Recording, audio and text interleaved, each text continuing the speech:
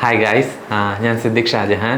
As part of the creative team at Harris and Co ഞാൻ ഇവിടുത്തെ creative strategist ആയിട്ട് work ചെയ്യുകയാണ്. Almost 1.5 years ആയിട്ട് ഞാനിവിടെ ക്രിയേറ്റീവ് സ്ട്രാറ്റജി വർക്ക് ചെയ്യുകയാണ്. I have done almost 5 marketing campaigns and worked with almost 15 brands. ക്രിയേറ്റിവിറ്റിയും സ്ട്രാറ്റജിയും use ചെയ്തിട്ട് എങ്ങനെ ഒരു ബ്രാൻഡിനെ ഗ്രോ ചെയ്യാം, ആ ബ്രാൻഡിൻ്റെ ഗ്രോത്തിന് എങ്ങനെ ഹെൽപ്പ് ചെയ്യാം, അങ്ങനെയുള്ള വർക്ക്സാണ് ഞാനിവിടെ ചെയ്യുന്നത്. ക്രിയേറ്റിവിറ്റിയും സ്ട്രാറ്റജിയും യൂസ് ചെയ്തിട്ട് എങ്ങനെ ഒരു ബ്രാൻഡിൻ്റെ ഗ്രോത്തിന് ഹെൽപ്പ് ചെയ്യാം എന്നുള്ളതാണ് ഞാൻ ചെയ്യുന്നത്. അതിനൊരു മാർക്കറ്റിംഗ് ക്യാമ്പയിൻ, ആഡ്സ് എന്തായാലും എങ്ങനെയൊക്കെ ഒരു ക്രിയേറ്റീവ് ഇൻപുട്ട് യൂസ് ചെയ്തിട്ട് ആ ബ്രാൻഡിൻ്റെ ഗ്രോത്തിനെ ഡെവലപ്പ് ചെയ്യാൻ പറ്റും, അതാണ് ഞാനിവിടെ ചെയ്യുന്നത്. നമ്മളെല്ലാവരും ക്രിയേറ്റീവ് സ്ട്രാറ്റജി എന്ന് പറയുന്ന ടേം കേട്ടിട്ടുണ്ട്, അല്ലെങ്കിൽ ക്രിയേറ്റീവ് സ്ട്രാറ്റജിസ്റ്റ് എന്നുള്ള ടേം കേട്ടിട്ടുണ്ട്. ഈ ടേമിൻ്റെ അകത്ത് തന്നെ ഉണ്ട് അതെന്താണെന്നുള്ളത്. ക്രിയേറ്റിവിറ്റിയും സ്ട്രാറ്റജിയും ഇത് രണ്ടും യൂസ് ചെയ്തിട്ട് ഒരു ബ്രാൻഡിൻ്റെ ഗ്രോത്തിന് എങ്ങനെ ഹെൽപ്പ് ചെയ്യാം എന്നുള്ളതാണ് ഒരു ക്രിയേറ്റീവ് സ്ട്രാറ്റജിസ്റ്റ് ചെയ്യുന്നത്. നമ്മൾ ഈ സെഷനിൽ കവർ ചെയ്യാൻ പോകുന്നത് ക്രിയേറ്റീവ് സ്ട്രാറ്റജി യൂസ് ചെയ്തിട്ട് എങ്ങനെ ഒരു ബ്രാൻഡിനെ ഹെൽപ്പ് ചെയ്യാം, എങ്ങനെയൊക്കെ ഒരു ക്രിയേറ്റീവ് സ്ട്രാറ്റജിസ്റ്റിന് വർക്ക് ചെയ്യാം, അങ്ങനെയുള്ള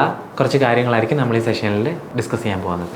ആസ് എ ക്രിയേറ്റീവ് സ്ട്രാറ്റജിസ്റ്റ് നമ്മുടെ അടുത്തേക്ക് ഒരു പുതിയ ബ്രാൻഡ് വരുന്ന സമയത്ത് നമ്മൾ നിർബന്ധമായിട്ടും കടന്നു പോകേണ്ട 3 സ്റ്റെപ്സ് ഉണ്ട്. ആ 3 സ്റ്റെപ്സിനെ പറ്റിയാണ് നമ്മൾ ആദ്യം ഡിസ്കസ് ചെയ്യുന്നത്. ദ ഫസ്റ്റ് സ്റ്റെപ്പ്, നമ്മുടെ അടുത്തേക്ക് ആ ബ്രാൻഡ് വരുന്നത് വരെ ആ ബ്രാൻഡ് എന്തൊക്കെ ചെയ്തിട്ടുണ്ട് എന്നുള്ള കാര്യത്തെപ്പറ്റി ഒരു ഡീപ്പ് അനാലിസിസ് നടത്തുക എന്നുള്ളതാണ് ആദ്യത്തെ കാര്യം. ആ ബ്രാൻഡിന് എന്തൊക്കെ വർക്കായി, എന്തൊക്കെ വർക്കായില്ല, എന്തൊക്കെ കാര്യങ്ങൾ അവർ ചെയ്തിട്ടുണ്ട്, അങ്ങനെയുള്ള കാര്യങ്ങൾ നമ്മൾ നോക്കുന്ന സമയത്ത് നമുക്ക് മനസ്സിലാവും ഏതൊക്കെ വഴിക്കൂടെ നമ്മൾ പോകണം, ഏതൊക്കെ വഴിക്കൂടെ നമ്മൾ പൊക്കൂടാ എന്നുള്ള സാധനങ്ങൾ നമുക്ക് ആദ്യം തന്നെ ഉറപ്പാക്കാം. രണ്ടാമത്തെ കാര്യം എന്ന് പറയുന്നത് ആ ഇൻഡസ്ട്രിയെ പറ്റി, ആ ബ്രാൻഡുള്ള ഇൻഡസ്ട്രി ഏതാണോ ആ ഇൻഡസ്ട്രിയെ പറ്റി ഒരു ഡീപ്പ് സ്റ്റഡി നടത്തുക.